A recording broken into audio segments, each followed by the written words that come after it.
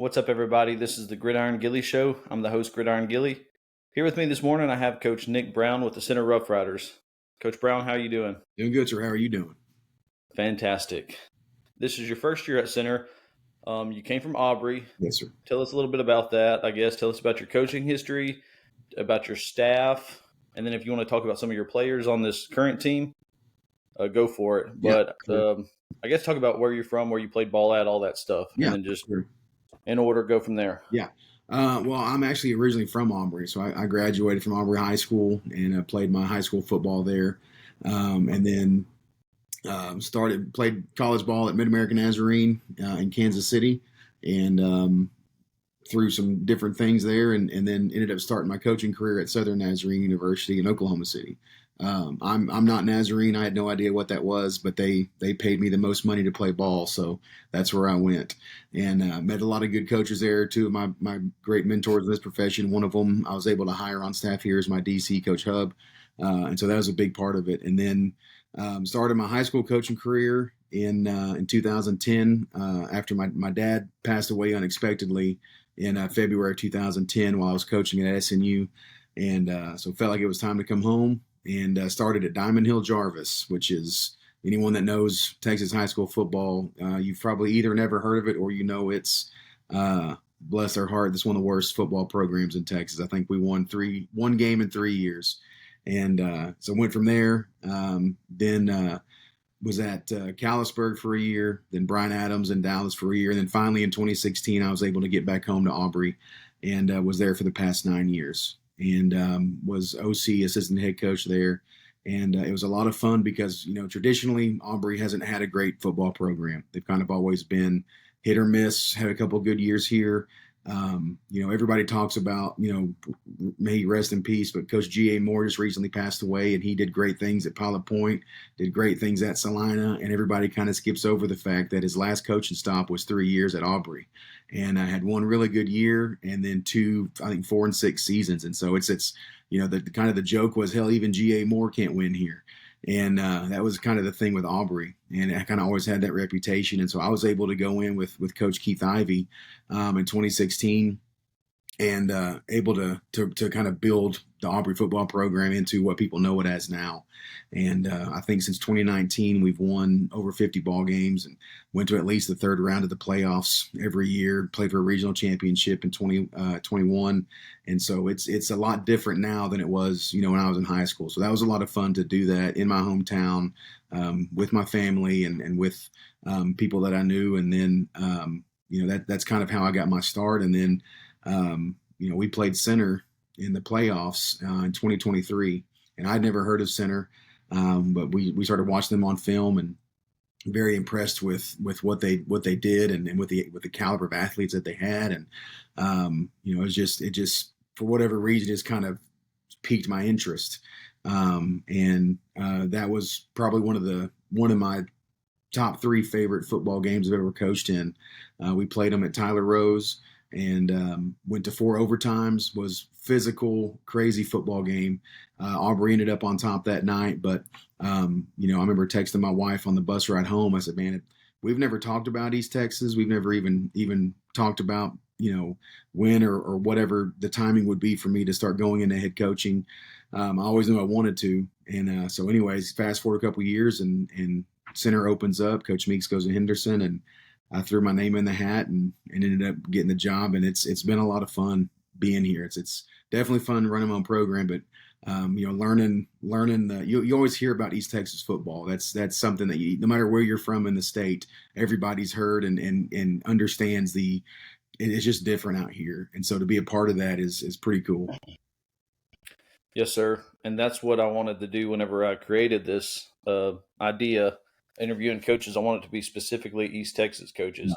Now, if I branch out in the future, then so be it. I might blow up and become popular one day, and I'll have to expand my resources. But for now, I just want to stick to East Texas, or what I consider East Texas. Right. Pretty much everything east of Canton, in my opinion, is East Texas, all the way down to Silsbee, Beaumont, that area, and then all the way as north as you can get before you go to Oklahoma or Arkansas.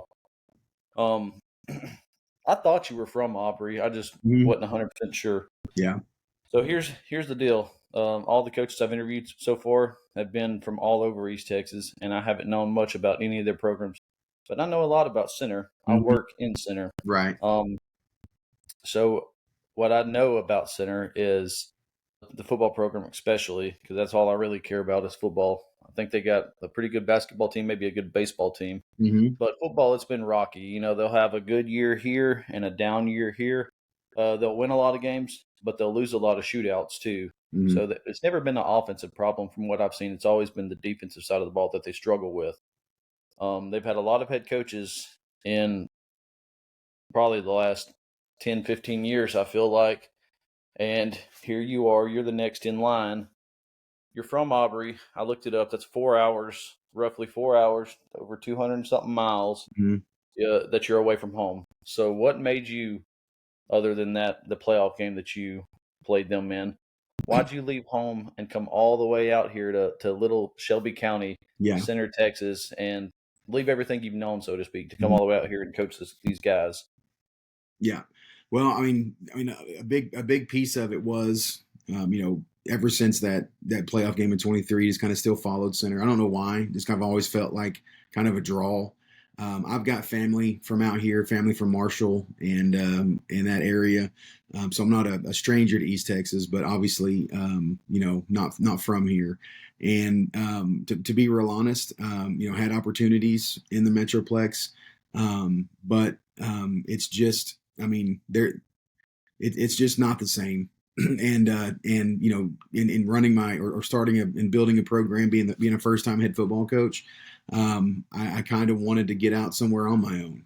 And in my mind, there's no better place to go and start, and to really see, kind of as a man, you want to see what you're made of. And I feel like that would have been, I was comfortable in the Metroplex. I'm from there. I'm familiar with every program there. I have a ton of coaches that I know there. Networking there is on an issue, and was really just very unfamiliar with, with a lot of the traditions out here, and a lot of the ways that kind of football is it's kind of like it used to be. It's still very much, the football program in the town is still kind of the central focal point of the town. And everywhere I go, people are asking me how the team's looking this week and how's the game going this week, and hey, congrats on the win, or hey, I can't believe you guys lost it, whatever. Um, but it seemed like a good opportunity to get out on my own, and kind of, again, just kind of see what I'm made of, see if I can do this thing, and do it the right way. And the big piece of it was finding a place like Center where the community support is there. Whether like you said, whether Center's winning or losing, there's people in the stands. They're packing the place. They're involved. They're invested. Where everyone's going to be on a Friday night. And that was really the draw here when I came to town, did my interviews through that whole process. And, when I came in for my interview, I spent the whole day after my interview driving around town, talking to people, went into the Walmart and talked to people, and just kind of really enjoyed my time, just kind of hanging out. And again, I'm kind of different than a lot of head coaches. I didn't, I haven't, I'm 40 years old, and this is my first head coaching job, but I did that on purpose. I wanted to make sure that I was ready to lead a program and run a program and do it the right way, and not just, chasing titles and end up in over my head, and not be able to do the things that I wanted to do, and felt like were able to be done, especially in a place like this. I respect that answer right there. I was going to ask you, but I think you told me Aubrey. I was going to ask you what classification Aubrey was, Mhm. but you said you played center in 23.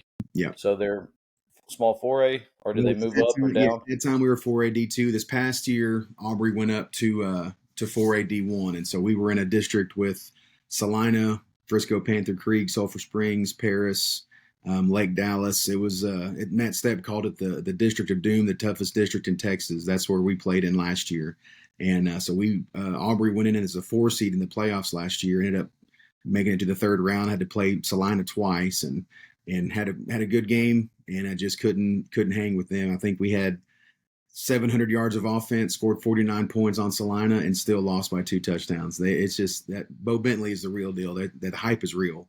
I've seen it live. We saw them in district play, saw them in the playoffs round 3. They're Salina's a real deal. Coach Elliott does an incredible job over there. But yeah, that was the real deal. Well, I saw them in the championship. That's the only time I've seen them.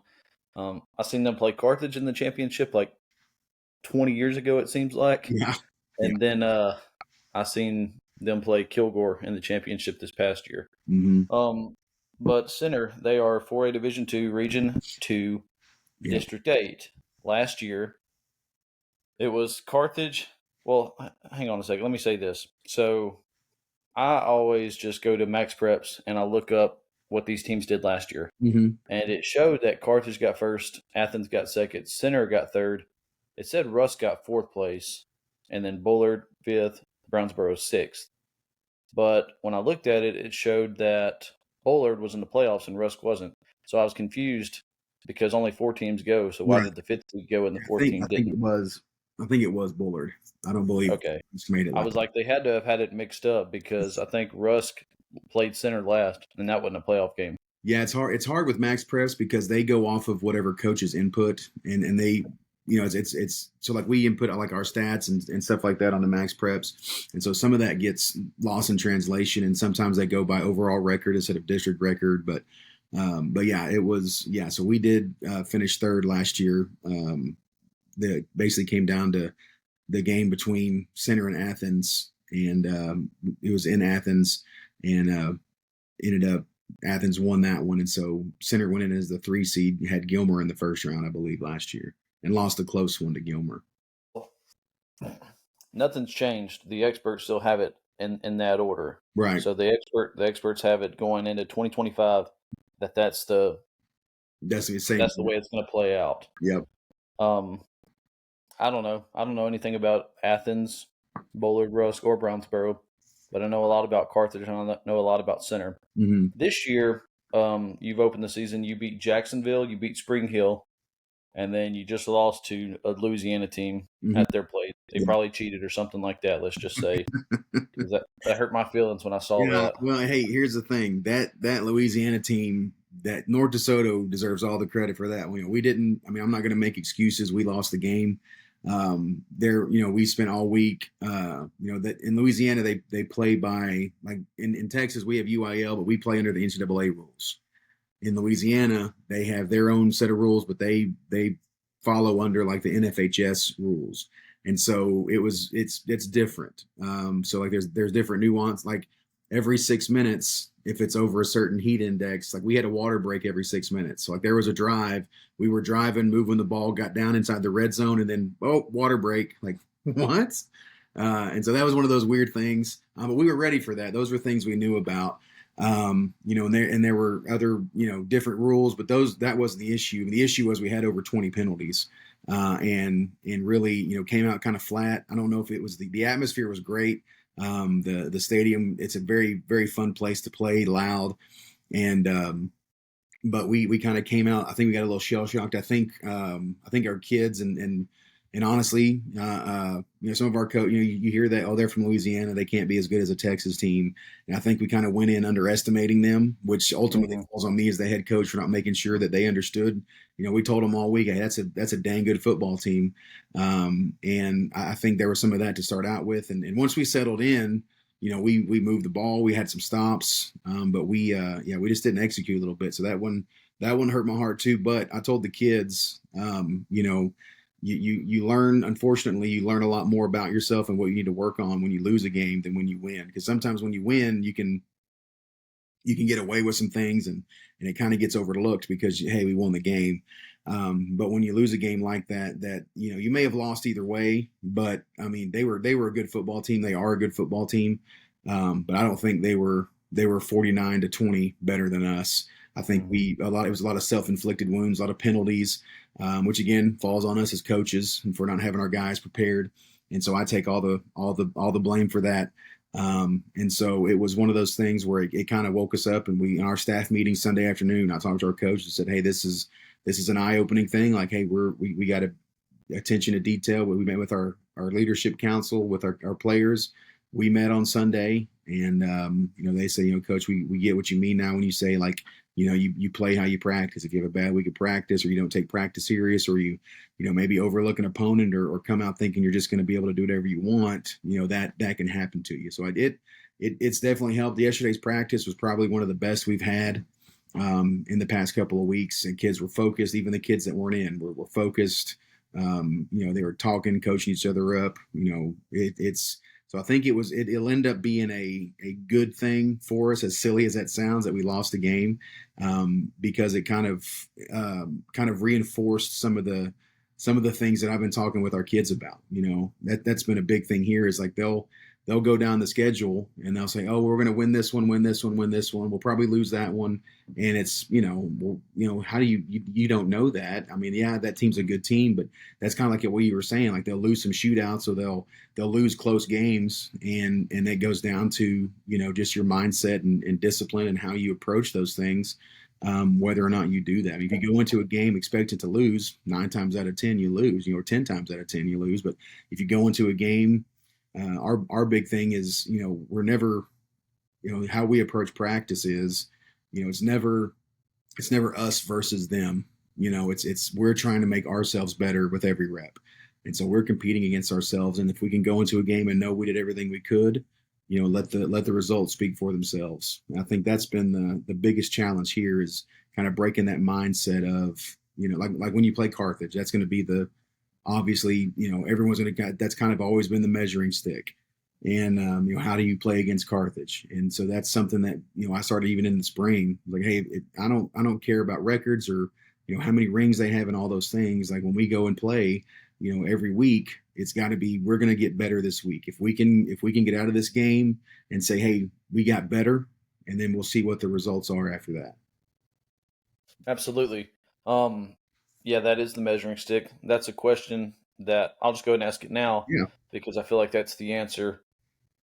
This question was asked of me by my best friend's dad. He said, ask the coaches, who do they have circled on their calendar, like the team that they have circled? Who does Nick Brown have circled? Well, to be honest, the 2 games that obviously, when you have the reigning state champion in your district, you want to play that game. Competitors want to play against those type of teams. If you really want to build a good program, you have to play good teams. Anybody can schedule, bad teams and pad your record and pad your wins, and then not really care what happens. Like, oh, it's just one game in district, we'll go in with our goal being second place. And that's just, to me, that's not the way to approach it, because then, it sets you up to not be able to play in those competitive playoff games. If you want to get out of the first round, playoff seeding is important.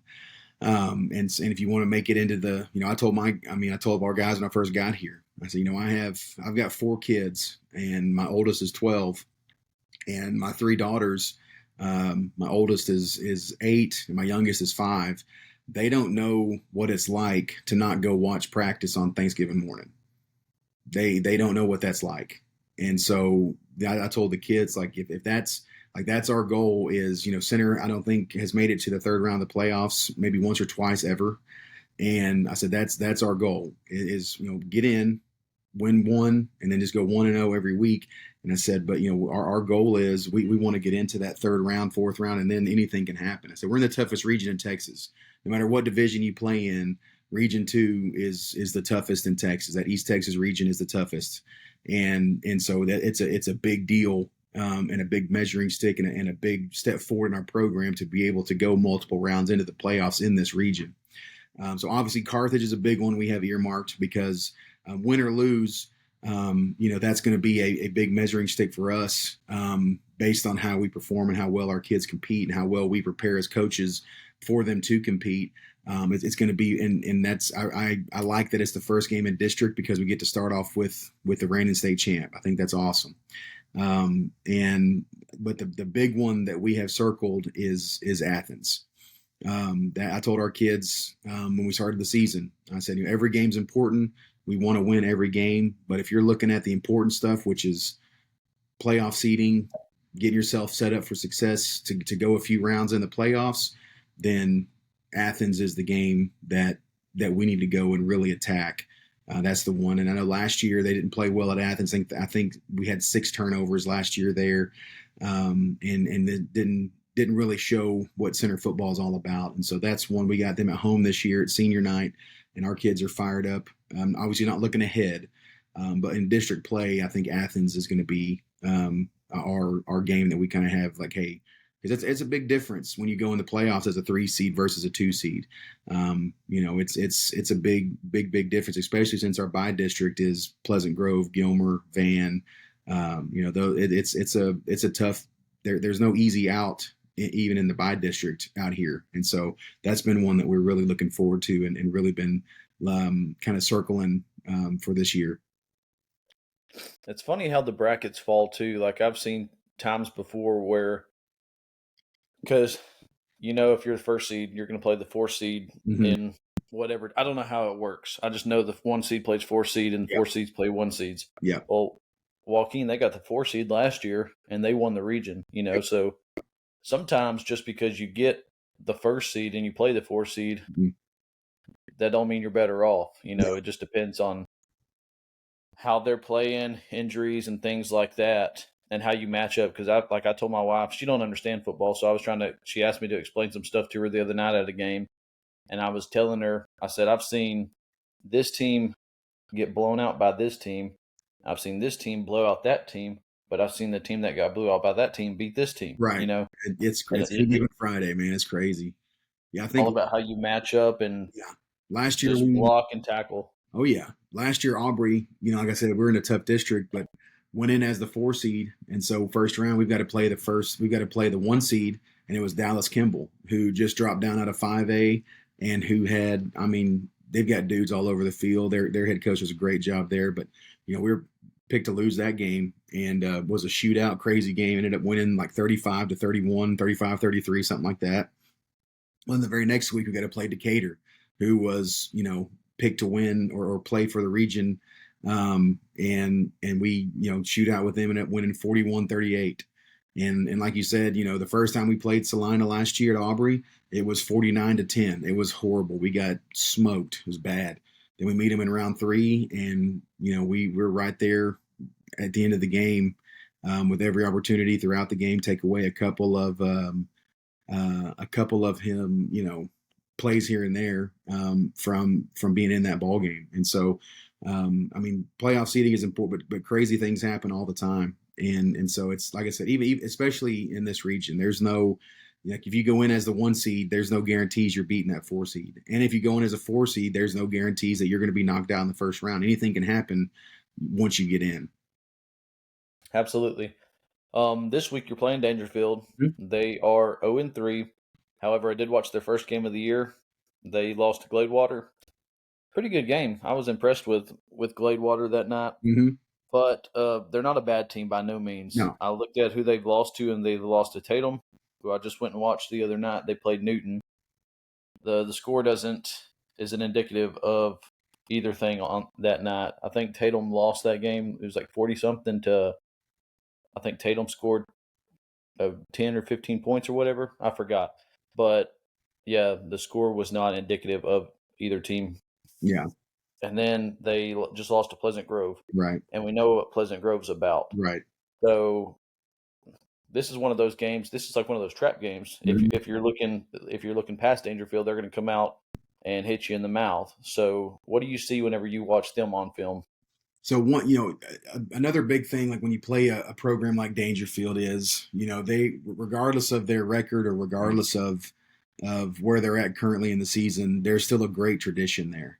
And, I remember growing up watching Dangerfield teams play for state titles and all those things, and I always hear the stories of the early 80s Dangerfield teams and 90s Dangerfield teams that were just unreal, all the NFL guys that came out of there.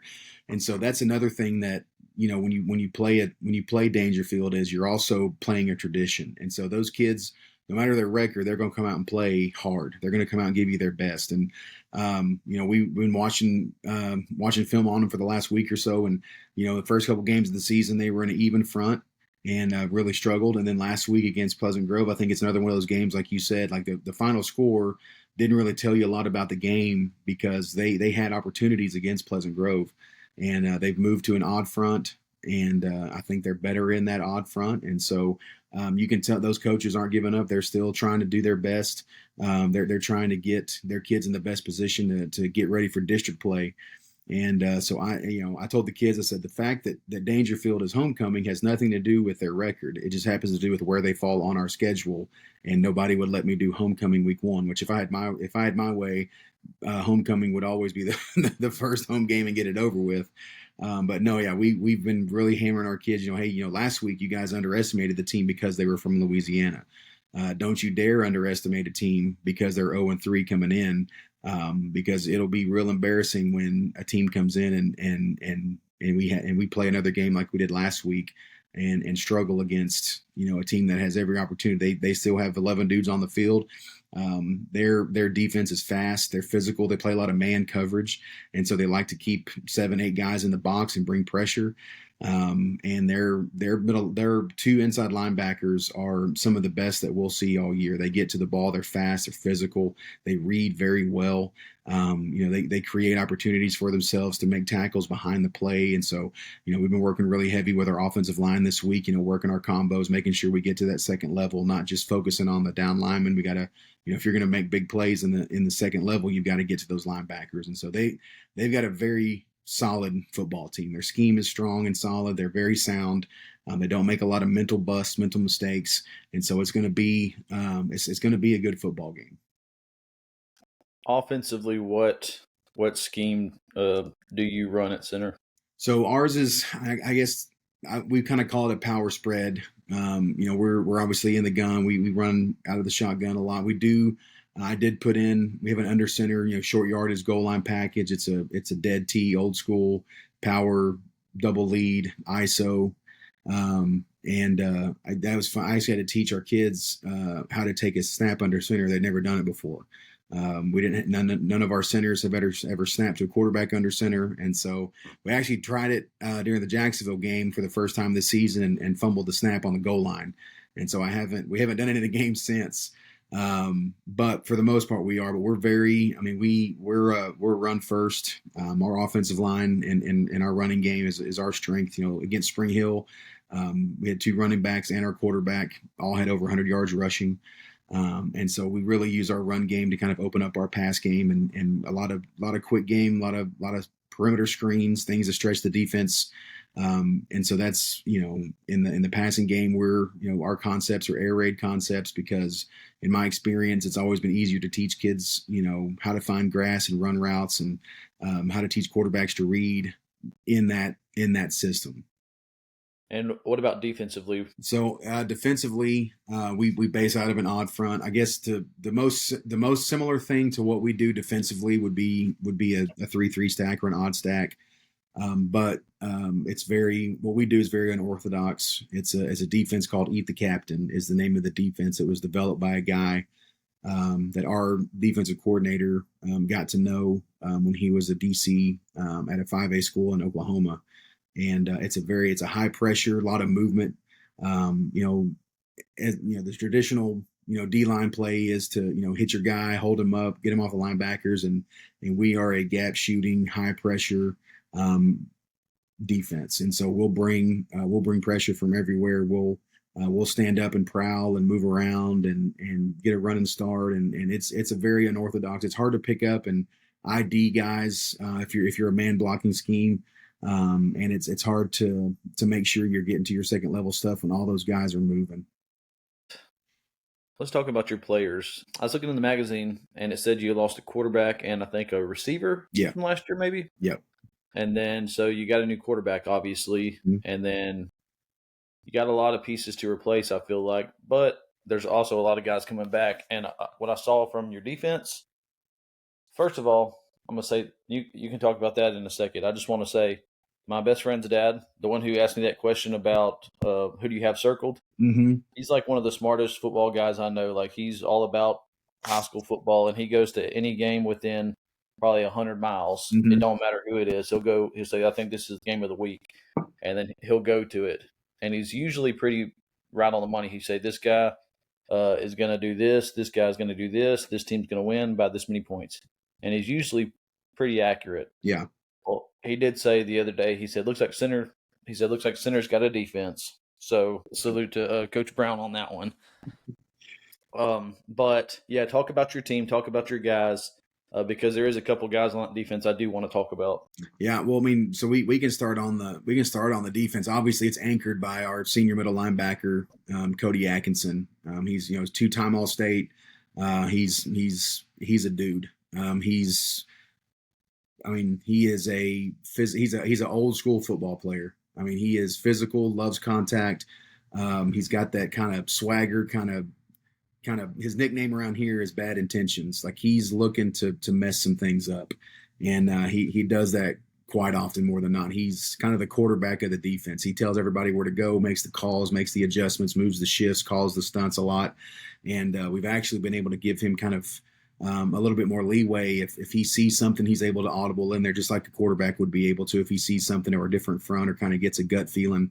But he's definitely the anchor of that defense and does a great job. And then on either side of him, our outside backers are, they're playing great right now. Our D line is probably our strong suit. Defensively, they're very fast. Grant Gregory and Quincy Simmons are the two ends, and those guys cause a lot of issues. We rotate out our nose. Jace Radney and Jared Emerson are kind of the opposite. Jace Radney's a tall, kind of rangy kid, but he gets off the ball real well, very strong. And then and Jared's a little 5'4", little bowling ball, but he gets off the ball fast. He's low, he's strong. I think pound for pound, he's a 500-pound squatter, and so you're not going to be able to move him easy. And he's so low to the ground, O-linemen have trouble getting down to him. We have trouble with him in practice, and we have a pretty solid offensive line. We have issues with him, but secondary is very fast. When I got here, they were used to not having two-way guys. Like they would have guys that played offense and guys that played defense. And at school our size, like I want the best 11 dudes on the field. So Jeremy Bluford, who's one of our running backs, he also plays in the secondary. J.K. Barnes, who is our outside receiver, he's our deep threat guy. He also plays safety. And so our defense is predicated on pressure and on speed. And so we've got some definite guys over there that make that happen. Who's your quarterback?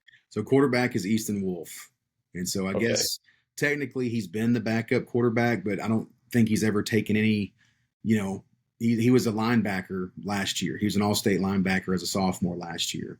And, getting here, like you said, they graduated the quarterback, TJ Bell, and he did a great job here last year. Graduated, probably one of the better receivers to come out of center in a long, long time. And they had two really good receivers last year. And so, we're young. And but Easton's kind of taken over and emerged as that quarterback. He's an incredible leader, does a great job holding guys accountable, making sure everyone's lined up right. He understands the offense. He understands what we're trying to do. And the best thing with him is that he will be able to he reads the defense very well. So all of our run game, there's a read or a pass option, and he's been doing a great job with that. He does a really, really good job. He's not playing on the defense this year though, because he's quarterback. Well, and so I'm not that guy either. Last year at Aubrey, our quarterback, he was 6'5", 230, and he threw for 3,000 yards and 40 touchdowns. He also was one of our better defensive ends. And so situationally, he would go in and pass situations and big down situations to play D end. And we're using Easton kind of the same way because he is one of the best linebackers on the team. Now, he's not starting both ways. I'm not an idiot. But he will go in situationally and give us some help when we need it, passing situations or, if they get down into the red zone, he will go in. So he's still, all of our guys work offense and defense every day. We split our practice in half. So we'll do, 50 minutes of offense and 50 minutes of defense, or we'll do, we'll alternate back and forth. So all of our guys have an offensive spot and all of our guys have a defensive spot. And so that was something big for me coming in because, you're one play away from needing a guy to jump in and you don't want to have to throw in a guy that may not be as good as one guy, but this guy's offense, so he can't go on. Well, no, we're going to make sure that we're sound and that we have the best guys on the field in the whole program. And so that was something different for our kids when I got here, but they bought into that and they love it. And Easton, he'll come up and ask me, "Hey, can I go play some defense?" Not right now. Or sometimes it'll be, "Yeah, hell yeah, go in there and do it." So he's a competitor, but yeah, he will still play situationally, defensively. But for the most part, we not to say he couldn't handle it, but the biggest thing with the two-way guys, you worry about, fatigue and worry about guys getting tired. And so, we try and limit him defensively, but he does still get a lot of defensive reps. Absolutely. He's a baseball guy too. I know he's really good at He's, baseball. he's a really good baseball guy. Yes. The thing about baseball players when they play football, they always compete and they're always Yep. they're always nasty. Yep. That's what Yeah. I saw a quote one time. It said, "You put a baseball player in any sport and he's going to compete. Mm-hmm. But you take any other player from any other sport and you throw a 90-mile-an-hour fastball at him, he's just going to watch it go by." Yeah. Yeah. It's a definite correlation there. I mean, I think, one of the best quarterbacks I ever coached. He was an all-state baseball player, ended up playing baseball at Dallas Baptist, and finished up at Southern Illinois. But he was a dude 3-year starter for me at quarterback at Aubrey back in the early 2020s. And that's absolutely right. Those guys, he competes. He's not scared of anything. He's not intimidated by anything. He just goes out there and gives it his all every time. What is the value of a head coach? I don't know if you've seen the last couple episodes, but this question got brought up to me a couple of weeks ago at a football game. And they said, "What do head coaches do?" Because all I see them do on Friday nights is just stand there. Coordinators call plays. You got these coordinators doing this. You got this receivers coach doing this. It looks like the head coach just sits there. But in your opinion, what's the value of a head coach and what do they bring? Well, I think the biggest thing that a head coach brings is that he carries the vision for the program. And it's kind of the role of the head coach to make sure that everyone in the program understands what we're doing, why we're doing it, and how we're going to do it. From the junior high coaches all the way to your coordinators, everyone has to be on the same page. You have to have continuity throughout your program, and I think that's probably the biggest role of the head coach. Now, in games, I'm flipping back and forth between offense and defense, listening in on calls, making suggestions. On offense, I do call the plays still, just because it's fun for me and I like doing it. But a lot of the things that the head coach does are things that you don't notice as far as X's and O's, but that you'll notice with how the players play on the field, how they react to situations, how they overcome adversity, how their work ethic, how they work in the weight room, how they pay attention in film, how they act in the classroom, their grades, all those things are a reflection of the head ball coach. And so while it may not look like a lot's going on a game night, there is a ton that goes on behind the scenes and a ton that goes on throughout the week to make sure that, again, as the carrier of the vision for the program, as kind of the protector of the program, making sure that all of our coaches, all of our kids, we're all on the same page. We all understand where we're going, what we want to accomplish, and then making sure that the steps that go into achieving those goals are being met in your kind of day-to-day operations. Are you a college or NFL guy? I am more of a college guy. I don't know if it's because of my relationship with a lot of the college coaches through recruiting. If it's the opportunity I get to go watch kids that I've coached play at the next level. But I've always it used to be because I always thought that was no, these kids they're getting their school paid for, they're not getting paid, they're just playing for love of the game. Now you can't say that because of NIL, everybody's getting paid. But I do to me. The college game translates more to the high school game. It's very similar. The schemes, the types of offense and defense that players run, the speed of the game is a little bit faster in my opinion. And I like the idea of kids representing their school and their community and to me, I enjoy. I'll watch it all. Once football season starts, Thursday, Friday, Saturday, Sunday, Monday, it's football at my house. Tuesday and Wednesdays are kind of slow nights because there's no ball on. But I like when Maction comes on, when you can watch those MAC teams play on Tuesdays and Wednesdays. But yeah, I definitely lean more towards the college game than NFL. I was always an NFL guy for a long time, Hmm. and then probably 7, 8 years ago, I became a college guy, and I watched both of them, religiously. I watched both games last night that came on, the NFL games, Same here. and I've been doing some soul searching here lately because I was always a Miami Hurricane fan. Hmm.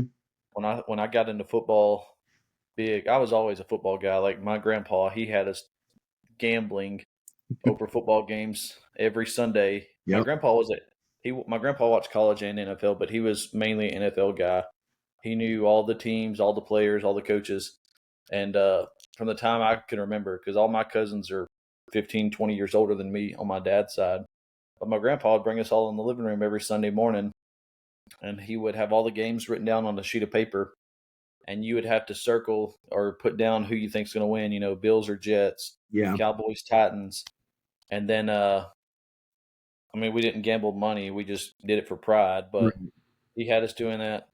I mean, he got me into gambling for money, is what he Sure. did. He made me the man I am today, Yeah. which is a DraftKings fiend. Yeah.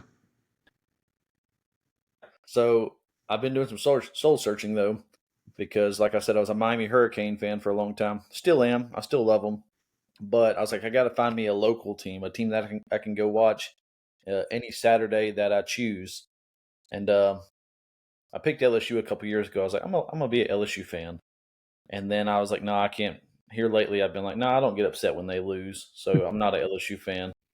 Only team I really do care about is SMU. Like Yeah. I've liked SMU for a long time, but and I like Rhett Lashley. He was at Miami a few years ago before he went to SMU, and he was a good coordinator there. So that's kind of I did go watch them play last year. I watched them play Pitt. They were both undefeated, and SMU spanked them Yeah. at home. Yeah. He's doing a great job there. Yeah, so I don't know. I'm still doing soul searching on it. Yeah. But what's your favorite football movie? Favorite football movie? That's a hard one because I mean, as far as like being a head coach and when you think about the things that go into that, remember the Titans is up there. That's one that I can watch with my kids and ones that one that we always watch every beginning of every football season. Growing up, my favorite one was the program, and that was always one that I would go watch. But so those are probably the top two. But then any given Sunday is great. That speech Al Pacino gives before that last football game is still one that I'll throw out and when we're messing around the coach's office. And so, but yeah, I think overall would be remember the Titans. I feel like I know the answer to this question, Okay, but would you rather win a game 54-51 or 6-0? that's a tough one.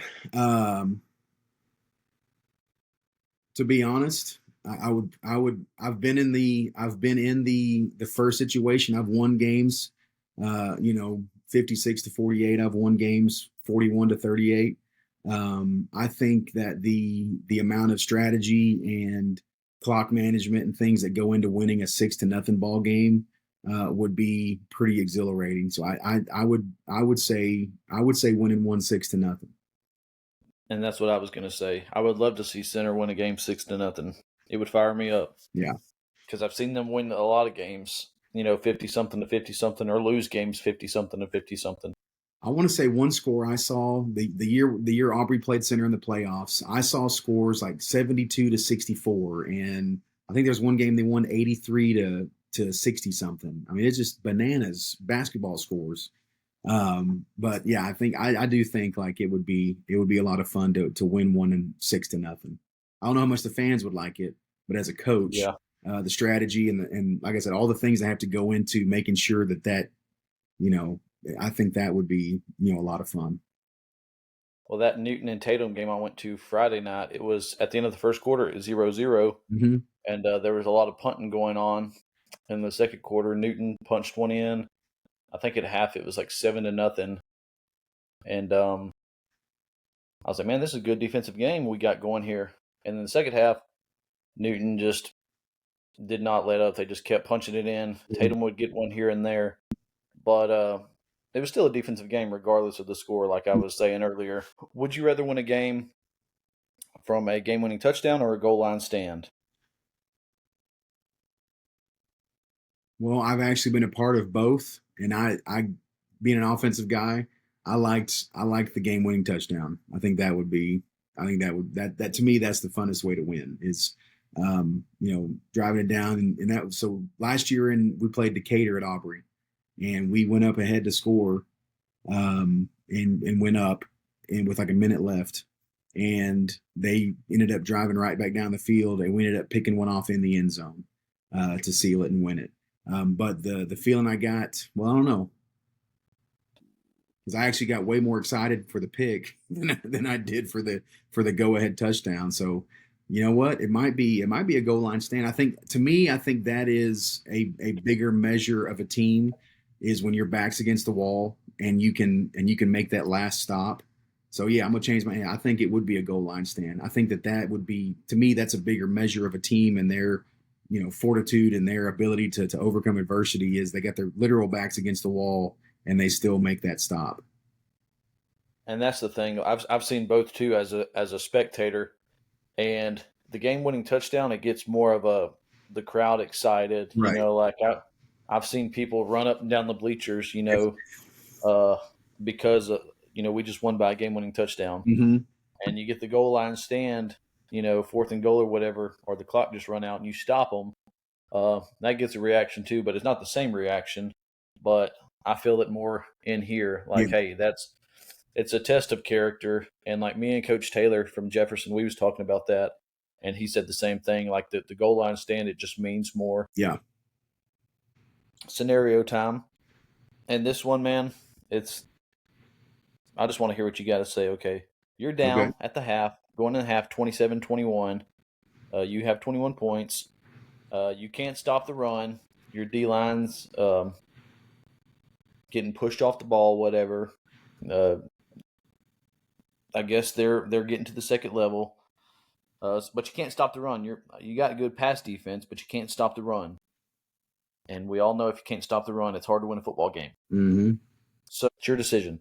But the question is, what adjustments do you make at the half because you're only down by 6? What adjustments do you make to stop this run and turn the game around in the second half and go down and win?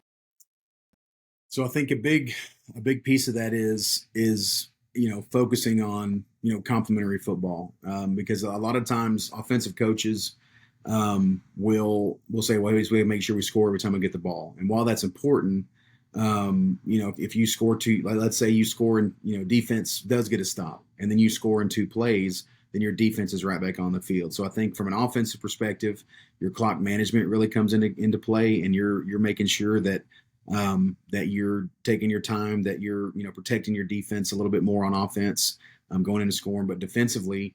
There may be the biggest thing is going to be personnel. Is there a personnel change that we need to make? Hey, if we're lining up this way, that's why I'm always a fan of a multiple front. If we're trying to base out of an even and they're ripping us apart, would it be better if we move to an odd front? Who is there? What are they hurting us on? And how can we either schematically um, fix that problem, or is it a personnel issue? Is it a situation where they're pushing our guys around, and we may have let's say we're getting pushed around up front in the middle, and those guys are maybe they're giving up a few pounds. Well, do we have a sixth or seventh offensive lineman that we could just put in there and tell them, hey, your job every play is to go blow that guard up and keep him from pulling? And so I think there's different ways to approach it. You obviously don't want to change what you do or try to teach the kids some new thing at halftime. But I think that's where preparation comes in, that you're prepared for anything, because going into a game what their top runs are, what their top passes are, what they're really good at. And so, in a situation like that, it comes down to, can we beat this thing with scheme or alignment, or is it a situation where we need to make a personnel change and maybe put some different people in different spots to be able to do this better? I like that answer because I have seen that too. I saw St. Augustine probably 8 years ago. They three-peated to the semifinal. They lost in the semifinal every year, Mm-hmm. but they went 3 years in a row. And I think in 2A, the classification that we play in, it's always Region 4 is the juggernaut. It's like Shiner, Refugio, Mason, like those teams are always the team that usually wins the state championship, and it's always the team that we have to play in the semifinal. Yeah. So we don't ever get a chance to go because of those guys. Every once in a blue moon, we do. But yeah, I saw St. Augustine. They got beat, I think, by Shiner and Refugio, or maybe Refugio and Refugio. But it was like just one-sided games. Like they just blew them out. Yep. The third year, St. Augustine was having trouble with them. Well, then they changed up what they did offensively. I mean, they still ran the same plays, I believe, but they had a bunch of like big guys just Yep. sitting on the sidelines. They put those guys in on the offensive line, and they started moving the ball, and Mm-hmm. it was like one of the best games I had ever seen. They lost, but it was like impressive of what they were able to do that night. Yeah. I mean, Last question. yeah. Oh, go ahead. No, I was just gonna say, in a situation like that too, I think a lot of times you have to put your ego aside as a coach. If there are a lot of guys that are, well, we're at this team, we're going to do what we do. Well, that's not fair to your program or your kids if you lose a game because you refuse to make any adjustments. And so if it's something that you're not used to doing, but that you can do, I think you owe it to your kids and to your program to do whatever it takes, especially in a playoff scenario, to do whatever it takes, to win a game. I've seen a lot of games and a lot of coaches not make those adjustments either. They just stick to what they know, even though it's not working. Yep. Which I don't know because I'm not a coach. I think I can do y'all's job better than y'all sometimes, but so does everybody else in the stands on Friday nights. Yeah. Last question, and I know every restaurant in Center. I work in Center. I'm there almost every day. Yeah. But in your opinion, for the people from Carthage or Athens or whoever, when they come to Center, where should they get a bite to eat at? Well, I mean, obviously, I know food. And I think Coach Carthel at SFA has one of my favorite quotes. He said, "If you can't be a big time coach, then be a big coach." And but man, we are not short on restaurants here. That is for sure. And I guess it depends on what you want. To me, my kind of go-to, because you can get a little bit of everything, I like the bistro. I think that's a great spot to go into. And then, my family, we go there at least once a week, and you can get everything from a lettuce wrap or a big salad, or you can get chicken fried steak, and it's always good. I also have been known in my time here to go tear up TR's buffet, which is also pretty dang good. But probably our most consistent, my family's big into Mexican food. And so probably our most consistent and where we go at least once a week is Las Palmas over there right off Timpson Highway in 96. And we hit up in there, and my kids love the food there. And again, I have one daughter who her favorite thing is seafood, so she can get a fried fish plate, catfish and shrimp. And then my other kids can get their quesadillas, and their fajitas are really good. And obviously they're most known for their margaritas are pretty solid too. But yeah, so I would say either the bistro or Las Palmas are kind of our big time go to spots. Yeah, the bistro, they have their menus it's too much, honestly, because every time I look at it, I'm like, I'll go in there, I'm hungry, I want this, and I'll know what I want, and then I go in there, I look at the menu, and I'm like, nah, I don't know what I'll sit there and look at it. They'll come, are you ready to order? I'm like, no, just give me a minute. Yeah, and then 30 minutes will go by, and I'll finally finish reading that novel of a menu they got. Mm-hmm. Yeah, but I've never had a bad meal there, so it's pretty good. I don't know what I would say.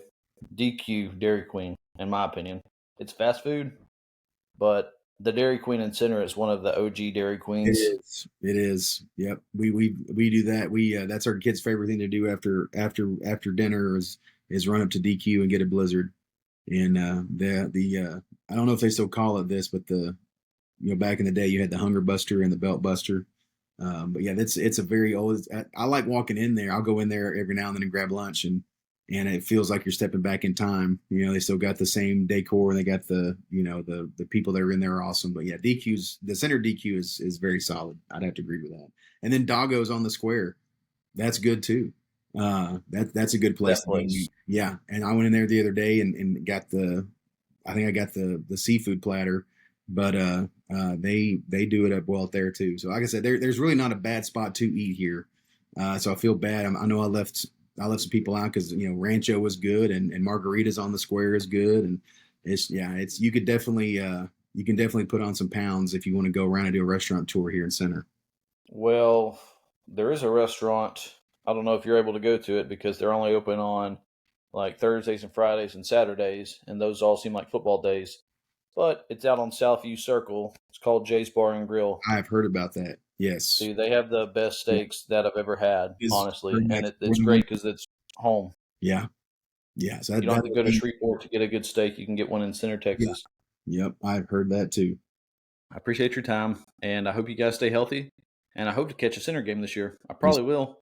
I'll probably catch the Carthage game, honestly, because I'll be working that night, I'm pretty sure. Yeah. So I'll swing through.